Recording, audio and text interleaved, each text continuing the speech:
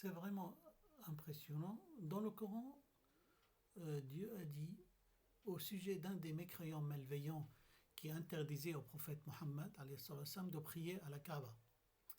Qu'est-ce qu'il dit? Mais non, s'il ne cesse pas, nous le saisirons certes par le nasiya, c'est-à-dire le toupet ou le devant de la tête. Un nasiya, menteur et pécheur. كلا لئن لم ينته لنسفعا بالناصية ناصية كاذبة خاطئة. Alors pourquoi le Coran décrit-il le devant de la tête comme menteur et pécheur? Pourquoi le Coran n'a-t-il pas simplement dit que cet homme était un menteur et un pécheur? Quelle relation y a-t-il entre le devant de la tête, le mensonge et le péché? Si nous observons l'intérieur du crâne, là où se trouve le devant de la tête, nous trouverons la région préfrontale du cerveau. Que nous dit la physiologie sur la fonction de cette région?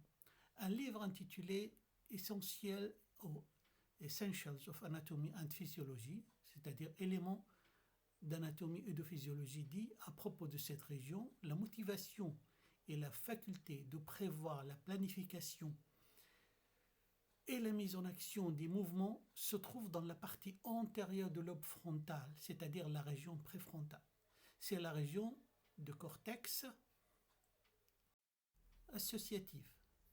Dans ce livre, on dit aussi, à cause de son implication au niveau de la motivation, la région préfrontale est également considérée comme le centre fonctionnel de l'agressivité. Et donc, cette région du cerveau est responsable de la planification, de la motivation et de la mise en action des bonnes et des mauvaises actions. Et elle est également responsable du fait de dire des mensonges ou de dire la vérité. Il est donc approprié de décrire le devant de la tête comme menteur et pécheur. Lorsqu'une personne ment ou commet un péché, comme le dit le Coran, un nasiya, toupet, devant la tête, menteur et pécheur.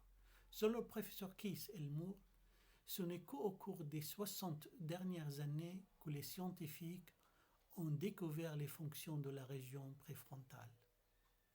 Comment il le savait, Mohammed, il y a 1400 ans, s'il n'était pas un vrai prophète envoyé de Dieu, alayhi salatu wassalam.